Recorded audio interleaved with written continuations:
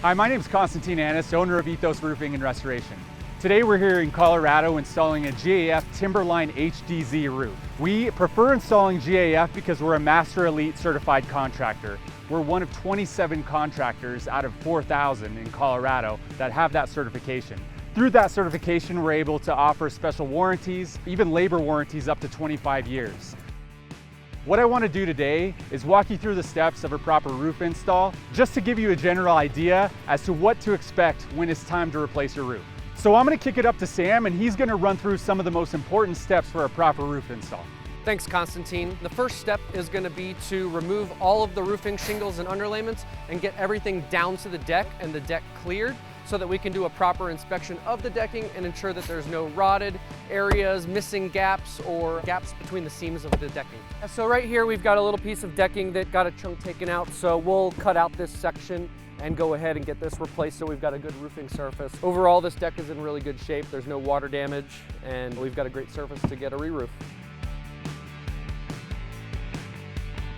So the next step in the roofing process is going to be to add gutter apron to the leading edges of the eaves. And what this does is create a barrier for the water so it doesn't get in between this gap between the fascia board and the decking. The next step in the process is going to be to add ice and water shield to all the eaves, valleys, and penetrations of the roof. And ice and water shield is a thicker, self-adhering membrane that's granulated on the top, and it is a really amazing product for preventing water intrusion in the most vulnerable areas of your roof. The next step in the roofing process is going to be to add synthetic underlayment. It's got a much higher tensile or tear strength over the old traditional felt, and that's going to be an extra line of defense under your shingles in case there is some water intrusion there. In addition, we use 1¼ inch plastic cap nails that are going to also help prevent water intrusion. It's really important that flashings are installed properly in the more vulnerable areas of the roof. Right here, we're looking at step flashing that'll be interlaced with every set of shingles along the sidewalls. The next step in the process is going to be to install rake metal here on the edges of the roof. And that's going to be installed on top of the felt and the ice and water shield to prevent water intrusion on the side of the fascia board. The next step in the roofing process is installing starter shingles around the entire perimeter of the roof.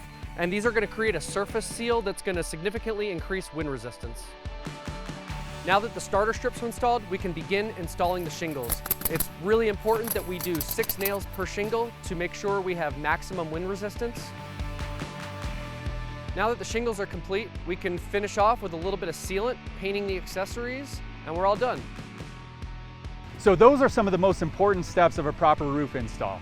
If you have any questions on warranty or anything related to your roof at all, don't hesitate to give us a call.